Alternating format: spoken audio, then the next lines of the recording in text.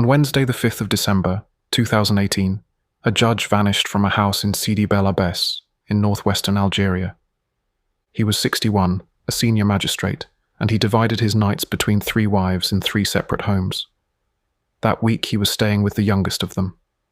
She said she had gone out to take their son to school and come back to an empty house. His car was still at the gate, his phone and wallet had been left behind. No door had been forced. By Friday, 3 wives, several children and a province full of officers were searching for him. One of them already knew where he was.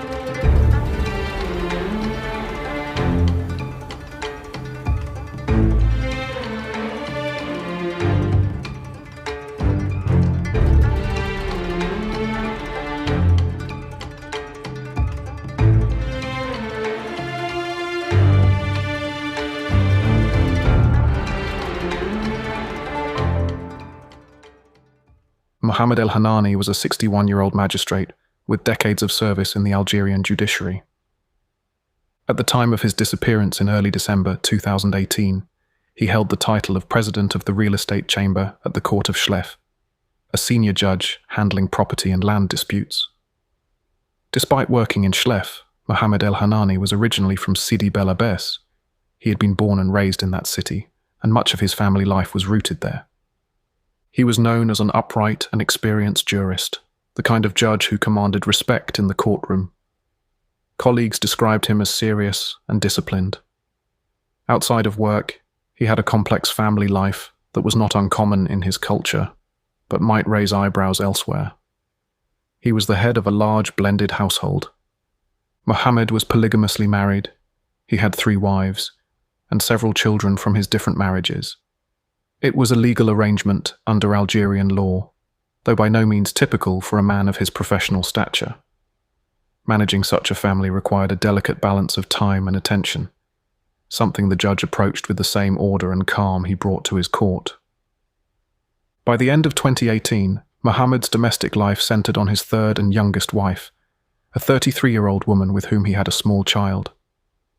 His older wives lived separately, and he divided his time among the households. One of his adult children was an 18-year-old daughter from his first marriage. She normally lived with her mother, the judge's first wife, in another town. Despite the unconventional family structure, those who knew the El-Hanani family say the judge did his best to maintain harmony. He provided for all his children and maintained a dignified, if somewhat formal, home. Sidi Bel Abbès, a city of around 200,000 people, was where his story would take its deadly turn. The city, known for its university and its French colonial boulevards, was ordinarily a quiet place for a judge to spend his off days with family.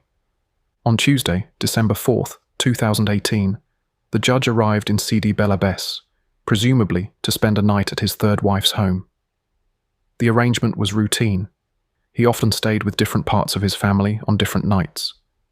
That evening passed without incident. By the early hours of Wednesday, December 5th, however, events were in motion that would soon raise alarm. According to later statements, the judge was last seen at home on that Wednesday around daybreak. His 3rd wife would later tell police that she had woken up early to take their 6-year-old son to school. She claimed that Mohammed was still asleep when she left the house. The wife said she was only out for a short while, just long enough to drop the child off at school nearby. But when she returned home later that morning, her husband was nowhere to be found. Mohammed's disappearance was immediate cause for concern. He was a prominent man, a judge, and it was highly uncharacteristic for him to simply go missing. His wife phoned the police, distraught, and reported that her husband had seemingly vanished from their home in her brief absence. She emphasized the strangeness of it. He hadn't taken his car, which remained parked at the front gate. He hadn't even taken his mobile phone or any personal belongings. One moment he was resting at home. The next, he was gone. The 3rd wife's account to authorities was detailed. She insisted that the judge had slept at her house that night with his 18-year-old daughter, the judge's daughter from his first marriage, also present in the home. He went to bed as usual. Then, according to her, at some point after she left to tend to the morning school run, Mohammed must have woken up and left the house unexpectedly. She professed to have no idea where or why. By her telling, she came back from the school drop-off around mid-morning and was shocked to find her husband's bed empty and the house eerily quiet. For the police in Sidi Bel Abbès, this report triggered an urgent response. The public prosecutor's office treated the disappearance of a magistrate as a top priority. Investigators were assigned immediately, and a missing person alert went out. Patrol officers and detectives canvassed the neighborhood. They noted the clues at the scene. Indeed, the judge's black sedan still sat in its usual spot. His phone and wallet were said to be left behind, eliminating the likelihood that he had simply stepped out on an errand. Doors and windows showed no sign of forced entry, and nothing obvious in the home was disturbed. It was as if Judge El-Hanani had evaporated into thin air from within his own residence. The first theories reflected the obvious fears. Given his position, could this be a kidnapping? Algeria, while generally secure in 2018, had seen instances in past decades where officials or judges were targeted by terrorist groups or criminal networks. In the 1990s, during the country's civil strife, members of the judiciary had been attacked by extremists. Even in more recent years, a judge in a high-profile position made enemies by the nature of his job. The idea that someone might have abducted Judge El-Hanani to settle a score or to intimidate the legal establishment was taken seriously. As Wednesday turned to Thursday with no word from the missing magistrate, the search intensified. Police mobilized units to comb through both the city and the surrounding countryside. They checked the judge's usual routes and inquired with his colleagues and friends. At the courthouse in Schleff, about 3 hours' drive away, word spread that one of their own was missing under suspicious circumstances. Back in Sidi Bel Abbès, the local security services even enlisted specialized search and rescue teams. By Thursday, sniffer dogs were brought in to explore the areas around the judge's neighborhood. One team scouted wells and ditches in case the missing man had been harmed and dumped, a grim but necessary pursuit whenever foul play is suspected. During these 48 hours, the judge's family members were also doing everything they could. Among those urgently trying to find Mohammed El-Hanani were all 3 of his wives. Investigators had promptly summoned each of them for interviews, hoping to piece together the judge's recent movements and any personal conflicts. The wives each told police they had no knowledge of where he might be. The first wife, mother of the 18-year-old daughter, said she hadn't seen him in days. The second wife similarly had no contact with him that week. The third wife, of course, was the one who sounded the alarm, repeating the story of how he mysteriously vanished on her watch. All 3 women appeared genuinely distressed by the situation. At this stage, detectives did not rule out any possibility. They quietly noted, however, that the third wife's version of events, especially the part about the judge disappearing out of a locked home in broad daylight, was highly unusual. Nonetheless, there was no evidence yet to contradict her. And so, as Thursday wore on, the prevailing theory remained that the judge could have been taken by someone outside, perhaps as he stepped out of the house, or by luring him out somehow. By late Thursday, December 6th, there were still no ransom calls, no threats, and no sightings. Tension and fear mounted in Sidi Bel Abbès. Local media picked up the story of the missing judge. For many residents, hearing that a well-known magistrate might have been kidnapped was a chilling thought. The police, meanwhile, were dividing their efforts. One team continued physical searches, and another delved into the judge's personal affairs for any lead. They examined his phone records and financial records. One detail stood out.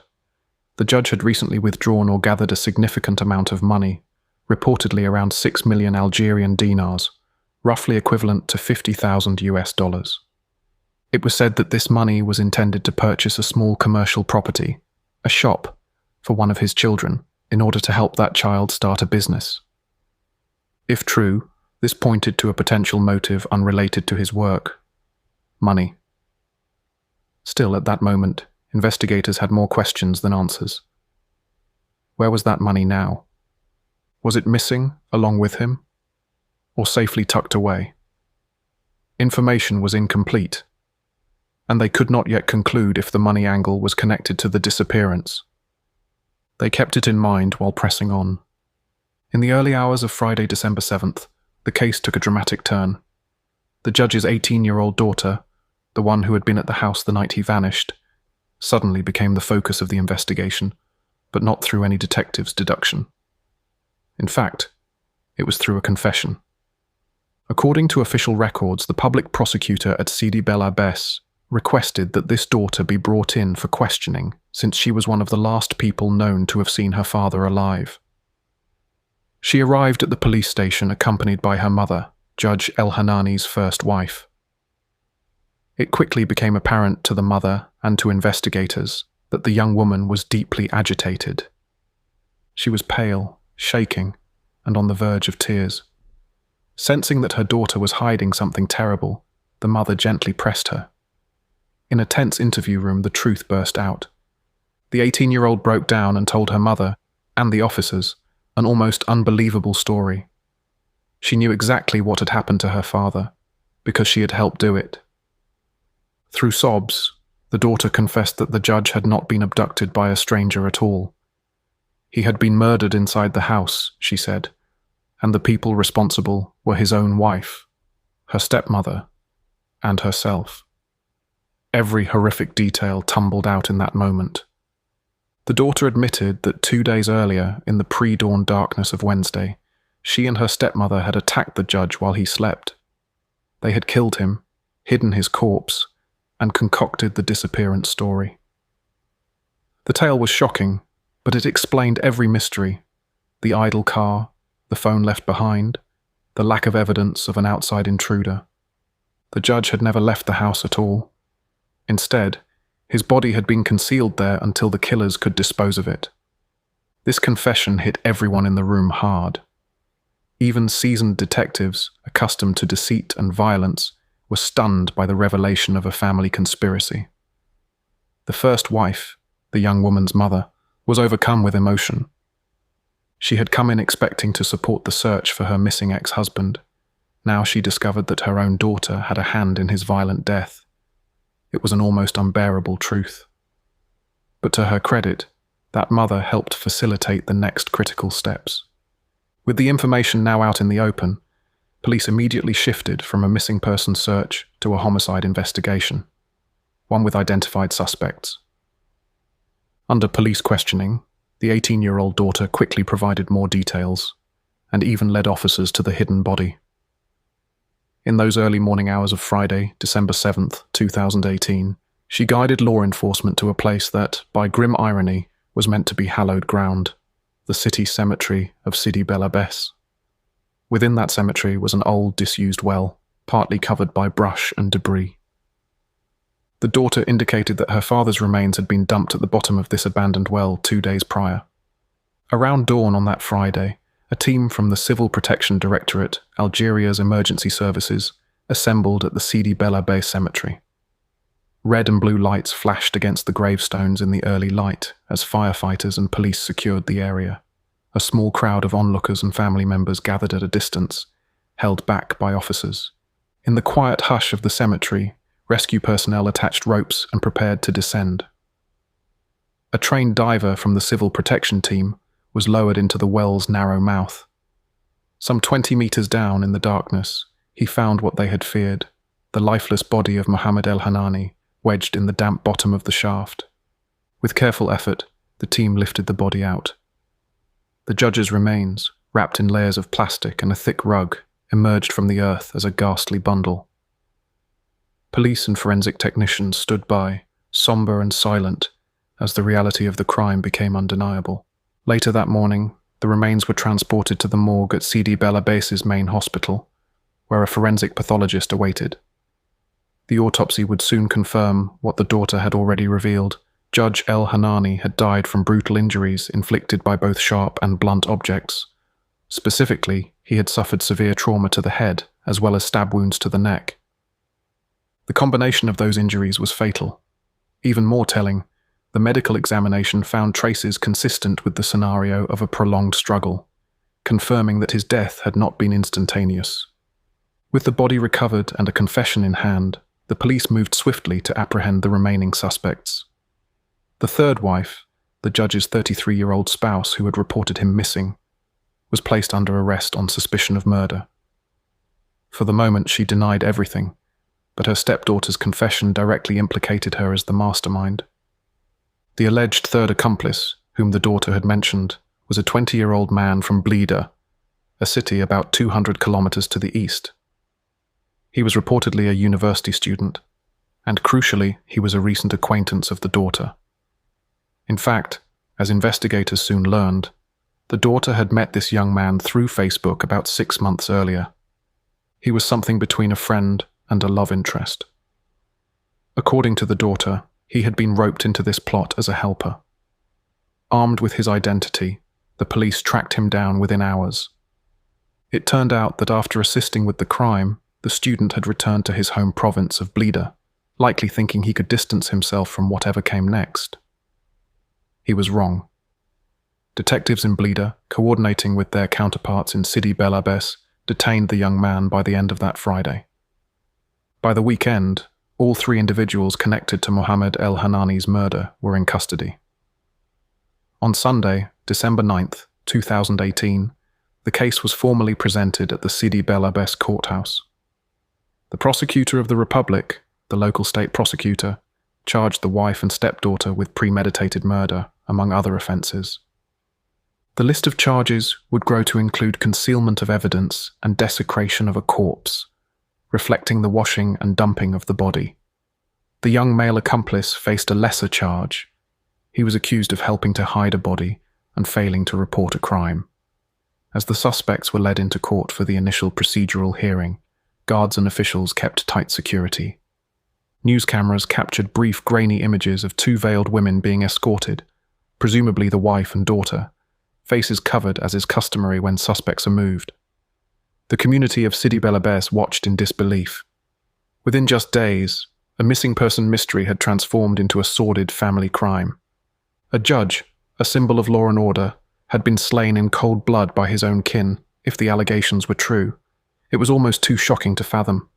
In the immediate aftermath of the arrests, details of the motive and method began to trickle out through investigative statements and local media. Mohammed El Hanani's murder, it appeared, was not a rash, heat-of-the-moment act. It had been meticulously planned by the 2 women now accused. At the centre of the plot was money, specifically the 6 million dinars the judge had accumulated and entrusted to his 3rd wife for a planned real estate purchase. That sum was significant in Algeria, enough to tempt greed. Investigators learned that the judge had given this money to his wife for safekeeping. To his 3rd wife, that cash represented an opportunity. Rather than see it spent on someone else's benefit, she decided to keep it for herself. And in order to do so, she concluded that her husband had to die. The 18-year-old daughter, too, had her reasons, or rationalizations, for taking part. By her own later account, she was emotionally vulnerable and resentful at the time. She did not live an easy life with her mother, the judge's first wife. In court testimony, she described feeling mistreated at home. In fact, a psychological evaluation would later note that the girl suffered from trauma due to what she called her mother's harsh discipline. The 3rd wife, sensing the girl's fragile state, had preyed upon her feelings. She allegedly manipulated the teenager with lies, telling her that Judge El Hanani planned to marry her off to an old man against her will. This horrifying suggestion, entirely fabricated, was meant to stoke the daughter's fear and resentment toward her father. The stepmother also played on the rift between the girl and her biological mother, painting herself, the stepmother, as the only one who cared about the girl's future. In short, the judge's wife groomed the judge's daughter to be her accomplice, promising that if they worked together, they could both be free of their problems, and rich as well. It was a toxic blend of greed and manipulation. Within days of the arrests, both the wife and daughter had reportedly confessed to their role in the murder during police interrogations. The broad strokes of the crime, as recorded by investigators, were as follows. Some time in advance, possibly months in advance, the wife and stepdaughter conspired to kill the judge and take his money. They planned it for a time when he would be staying in Sidi Bel Abbes at the 3rd wife's home, and when the daughter could be present. The opportunity came that first week of December 2018. On Tuesday, December 4th, the stepdaughter travelled to Sidi Bel Abbes, likely arriving from her mother's town, and joined her father and stepmother at the house. That night, an attempt to execute their plan was thwarted by a twist of routine. Judge El-Hanani decided after dinner not to spend the night at the third wife's house after all. Instead, he announced he would go to his first wife's home to sleep, a practice he sometimes followed to be fair with his time. This change infuriated the third wife. In her mind, it was a slight and a setback, but it was only a delay. The stepmother and stepdaughter would try again the next evening. On Wednesday, the judge returned to the third wife's residence, presumably intending to stay over that night. The scheme accelerated. That evening, after the family had dinner together, the third wife quietly slipped sleeping pills into the judge's drink. They wanted him as incapacitated as possible before making their move. He was a strong, solidly built man in his late 50s, and they feared he could resist. The drug juice took effect. Mohammed grew groggy and went to bed earlier than usual. The household settled into uneasy quiet. The conspirators waited, watching the clock.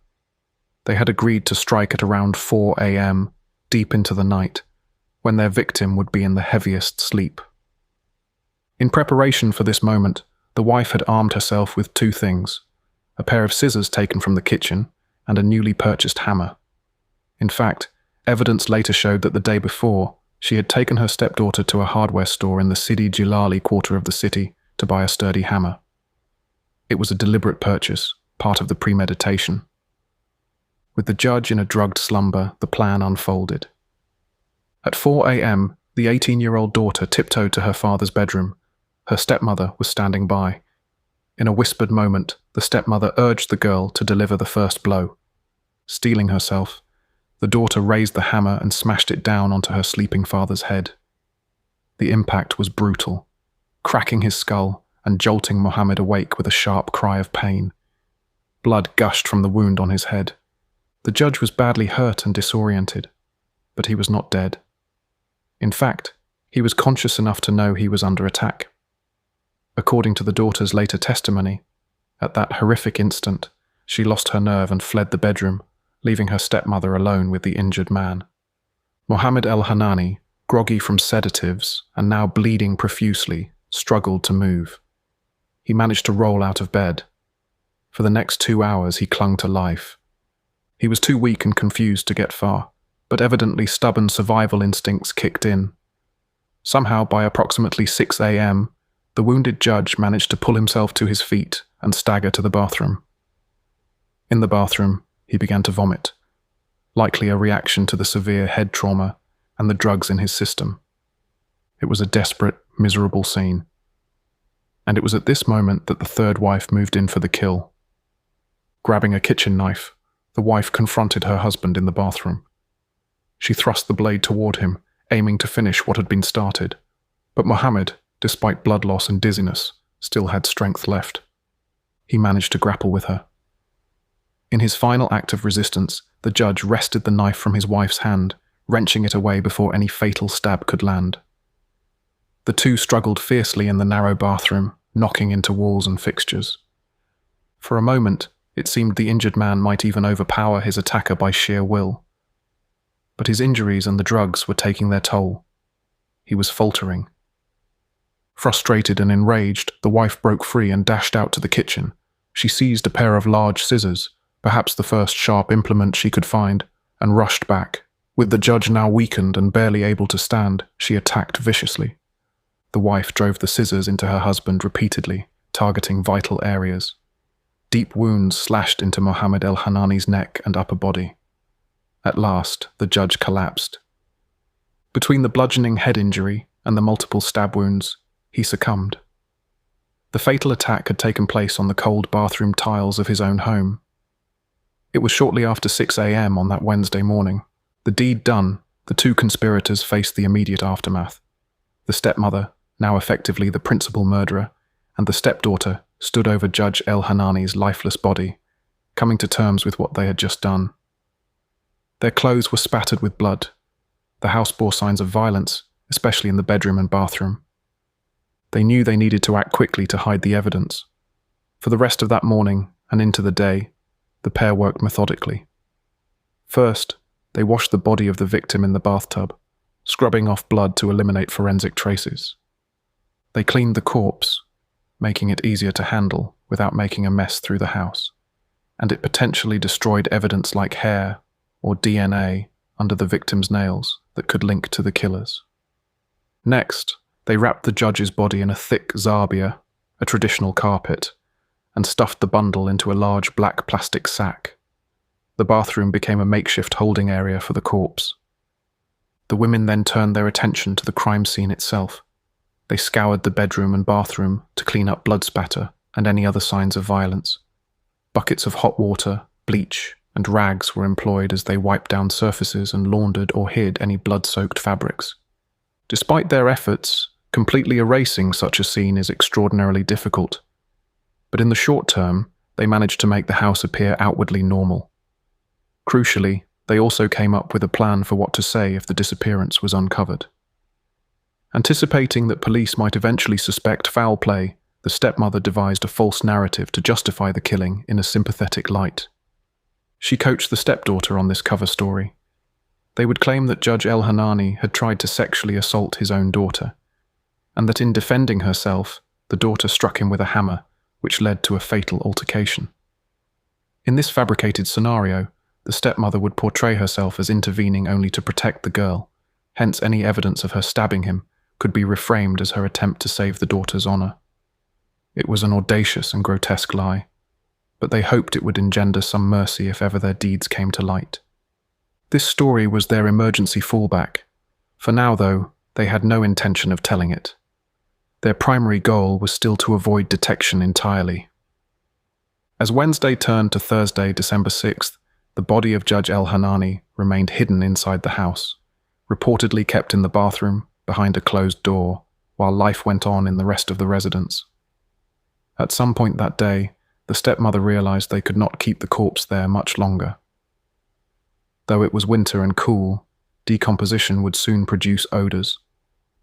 The risk of discovery grew with each hour.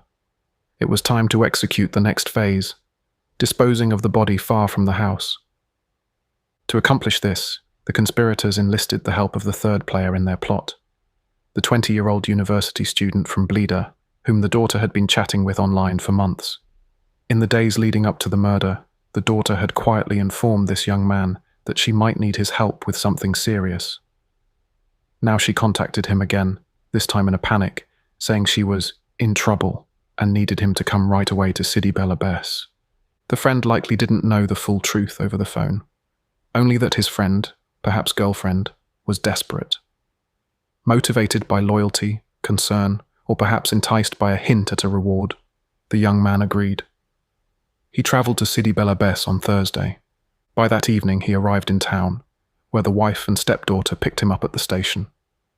That Thursday night, under the cover of darkness, the gruesome task was carried out.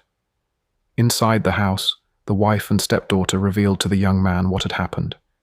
He learned that there was a corpse that needed to disappear. One can only imagine his shock, but by that point he was involved and had little choice.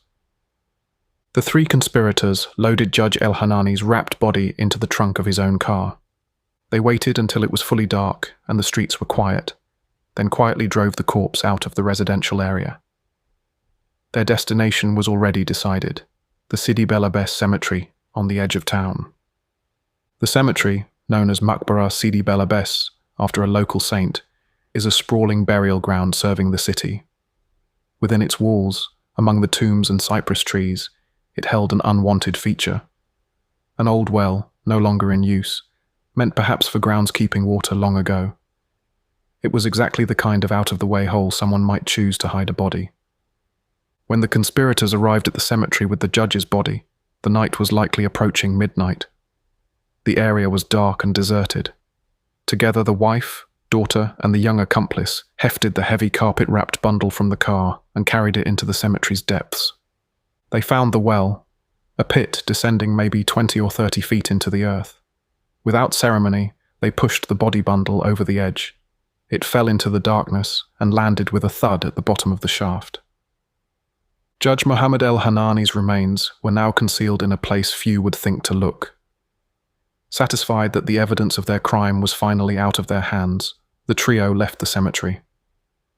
What happened next is particularly jarring in its callousness. Instead of laying low or expressing any remorse, the two women and their young accomplice decided to celebrate. With the body disposed of and the house cleaned, they turned their attention to enjoying the spoils of their crime.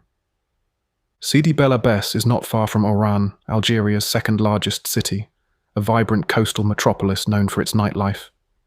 The conspirators drove to Oran that same night. Once in Oran, they went out to a restaurant, treating themselves to a nice dinner with some of the stolen money. Later, they reportedly spent the remainder of the night in a nightclub, drinking and reveling. They had, in their minds, gotten away with murder and a small fortune. The judge's stash of cash was now theirs to use. True to their agreement, the wife and stepdaughter rewarded the young accomplice for his help. They handed him about 200,000 dinars, or roughly $1,500, a small cut of the loot, and even bought him a new smartphone worth about 50,000 dinars, around $400, as a bonus. It was payment for dirty work, casually dispensed during a night on the town. By dawn on Friday, December 7th, as the sun rose over Oran's port, the conspirators probably felt triumphant. But their triumph would be extremely short-lived. Unbeknownst to them, that very morning the judge's daughter would crack under the weight of guilt and psychological pressure. Perhaps seeing her mother, the first wife, or hearing the pleas of family to help find her father broke her resolve. Within hours, everything they had done in secret was exposed. The wife and the young accomplice scarcely had time to rest from their Oran outing before police came knocking with handcuffs. The legal process for such a grave crime in Algeria would move in stages. After the initial charges in December 2018, the suspects were held in preventive detention while investigators completed the case file. Justice was moving forward, slowly but surely. Finally, nearly 3 years after the murder, the criminal court of Sidi Bel Abbès convened to try the accused. In late 2021, by which time the wife was about 36 years old and the daughter around 21, a panel of judges and jurors heard the full harrowing story of how Mohammed El-Hanani was killed. The trial drew significant local attention. It's not often that a judge's murder is tried in the very same justice system he once served. There was a sense of tragic irony. Officials who knew and worked with Mohammed were now presiding over the adjudication of his killers. The defense naturally faced an uphill battle given the confessions and evidence. The daughter's legal counsel leaned into a mitigation strategy. They painted the 18-year-old as an impressionable minor, though legally she was just at adulthood, who had been coerced and manipulated by her stepmother. They cited the forensic psychologist's report indicating the girl had psychological issues rooted in an unstable home life with her mother. Essentially, the defense argued that the daughter was not the mastermind, but rather a tool exploited by the older, more culpable woman. The daughter herself testified, giving a full account of the events and her reasons. She admitted her role in the killing, but pleaded for understanding, claiming she was under her stepmother's sway and genuinely believed at the time that her father intended to harm her, through the forced marriage tale the stepmother concocted. "She played with my mind and my emotions," the young woman said of her stepmother, according to court proceedings. By telling her lies about her father's plans, the stepmother had fueled the girl's anger and fear. On the other side, the third wife, the stepmother, attempted to deny premeditation and shift blame onto the stepdaughter. Through her attorney, the wife asserted that she never plotted to kill her husband for money. Rather, she insinuated that the entire plan was the daughter's doing, or that the killing happened in a chaotic moment initiated by the daughter. This contradicted both the daughter's testimony and the weight of evidence, but it was the only avenue the wife had to possibly save herself. However, the forensic and physical evidence did not support any tale of spontaneous struggle. It clearly indicated a planned ambush, and it showed that the wife had delivered the majority of the lethal injuries, especially the stab wounds that ultimately caused the judge's death. One particularly damning piece of evidence was the forensic trajectory analysis of the wounds. The autopsy had pinpointed that Mohammed El-Hanani died from the combination of severe head trauma and multiple deep stab wounds to his neck. The prosecution argued that the hammer blow to the skull and the scissors stabs were both intentional, coordinated efforts by two assailants, establishing that both the daughter and the wife actively participated in causing those injuries. the young male accomplice also had his day in court, albeit his role was far more limited. He acknowledged helping move the body and throw it into the well.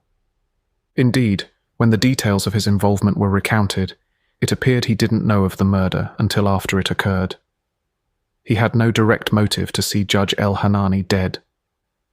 His charges, hiding a corpse and failing to inform authorities of a crime, were serious, but nowhere near as grave as murder. After hearing all testimony, including the graphic account provided by the daughter and the denials from the wife, the court took little time in reaching a decision. Both the wife and the daughter were found guilty of premeditated murder of Judge Mohammed El-Hanani. The panel was unsparing in its sentencing. In accordance with Algerian penal law, and given the particularly heinous circumstances, the court imposed the death penalty on the two women. In Algeria, a death sentence is pronounced for the most egregious murders, even though the country has maintained a moratorium on actual executions since the 1990s. It was a symbolic justice as much as a legal one. Even if they would likely spend life in prison rather than face a firing squad, Algeria's method of execution, unused for decades, the declaration underscored society's horror at their crime. The young accomplice, in light of his lesser role, was convicted of the charges related to concealment and given a sentence of 5 years in prison. By the time this verdict was handed down, he had already spent nearly 3 years in custody, which would count toward his term. They joined the grim ranks of many others on Algeria's death row, whose executions have been stayed indefinitely by policy.